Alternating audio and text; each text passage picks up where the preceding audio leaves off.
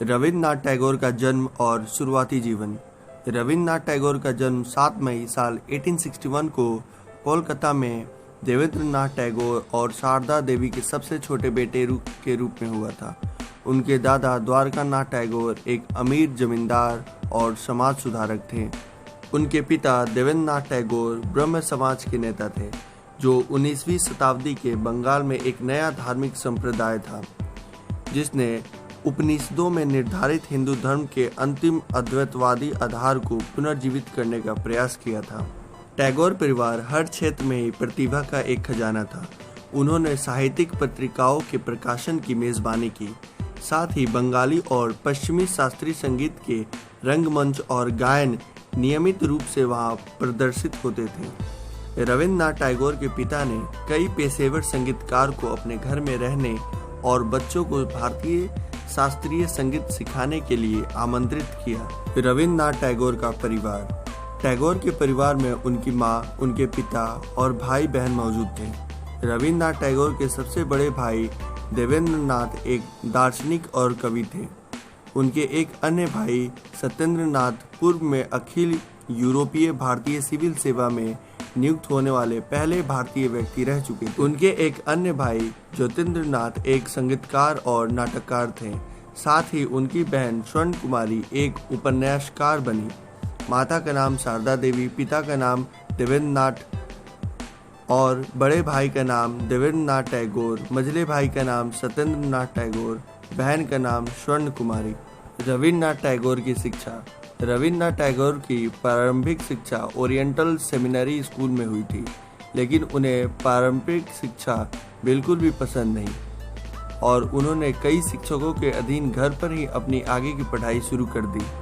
उन्हें ज़्यादातर अपने भाई बहनों द्वारा साहित्यिक और शारीरिक गतिविधियों जैसे कि जिम्नास्टिक और मार्शल आर्ट दोनों में प्रशिक्षित किया गया था। जब उनके लिखने की बात आती है तो हम यह कह सकते हैं कि रविन्द्रनाथ टैगोर बचपन से ही प्रतिभा के धनी थे, क्योंकि उन्होंने 8 साल की उम्र से ही कविता लिखना और साथ ही उन्हें प्रकाशित करना भी शुरू कर दिया था।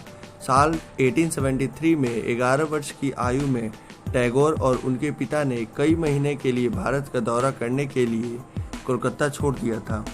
डलहौजी के हिमालय हिल स्टेशन पहुंचने से पहले उन्होंने अपने पिता की शांति निकेतन एस्टेट और अमृतसर का दौरा भी किया, जहां उन्होंने कई हस्तियों का जीवनी पढ़ा। साथ ही उन्होंने वहां इतिहास, खगोल विज्ञान, आधुनिक विज्ञान और संस्कृत का भी अध्ययन किया और कालिदास की लिखी शास्त्रीय कविता की भी जांच की। फिर 17 साल की उम्र में रविन्द्रनाथ टैगोर को अपनी औपचारिक कानून की स्कूली शिक्षा के लिए इंग्लैंड भेजा गया था, लेकिन उन्होंने वहां अपनी पढ़ाई पूरी नहीं की, बल्कि उन्होंने वहां महान लेखक शेक्सपियर के लेखों का स्वतंत्र अध्ययन किया। साल 1880 में इंग्लैंड से लौटे और बंगाली में नियमित रूप से कविताएं, कहानियां और उपन्यास प्रकाशित किए। उन्हें इन्हीं कामों ने धीरे धीरे बंगाली साहित्य को बदलना शुरू कर दिया। रविन्द्रनाथ टैगोर की शादी पत्नी। जैसे कि उस समय की परंपरा थी, साल 1883 में उन्होंने भी बाल वधू मृणालिनी देवी से शादी की। स्वतंत्रता आंदोलन में रविन्द्रनाथ टैगोर ने समय समय पर भारतीय राष्ट्रवादी आंदोलन में भाग लिया, हालांकि अपने स्वयं के गैर भावनात्मक और दूरदर्शी तरीके से। और तब महात्मा गांधी, जो कि आधुनिक भारत के राजनीतिक पिता थे, उनके एक काफी अच्छे मित्र थे। तब टैगोर को आधुनिक भारत के वास्तुकारों में से एक के रूप में पहचाना जाने लगा। भारत के पहले प्रधानमंत्री जवाहरलाल नेहरू ने डिस्कवरी ऑफ इंडिया नामक किताब में लिखा, टैगोर और गांधी निसंदेह 20वीं शताब्दी के पूर्वार्ध में 2 उत्कृष्ट और प्रभावशाली व्यक्ति रहे। टैगोर का प्रभाव भारत के मन पर और विशेष रूप से यहाँ की उभरती पीढ़ी पर जबरदस्त रहा है। न केवल बंगाली, लेकिन जिस भाषा में भी उन्होंने लिखा, बल्कि भारत की सभी आधुनिक भाषाओं को उनके लेखन से असंख्य रूप से ढाला गया है। किसी भी अन्य भारतीय से अधिक उन्होंने पूर्व और पश्चिम के आदर्शों में सामंजस्य बिठाने में मदद की है और भारतीय राष्ट्रवाद के आधार को भी काफी व्यापक बनाया है। 1905 में वायसराय कर्जन ने बंगाल को 2 भागों में विभाजित करने का निर्णय लिया। तब रविन्द्रनाथ टैगोर ने इस फैसले का कड़ा विरोध किया। टैगोर ने कई राष्ट्रीय गीत लिखे और विरोध सभाओं में भी भाग लिया। उन्होंने अविभाजित बंगाल की अंतर्निहित एकता के प्रतीक राखी बंधन समारोह की शुरुआत की। फिर साल 1919 में जालियांवाला बाग हत्याकांड के बाद रविन्द्रनाथ टैगोर ने इस कृत्य की निंदा करते हुए अपने नाइटहुड उपाधि का त्याग कर दिया।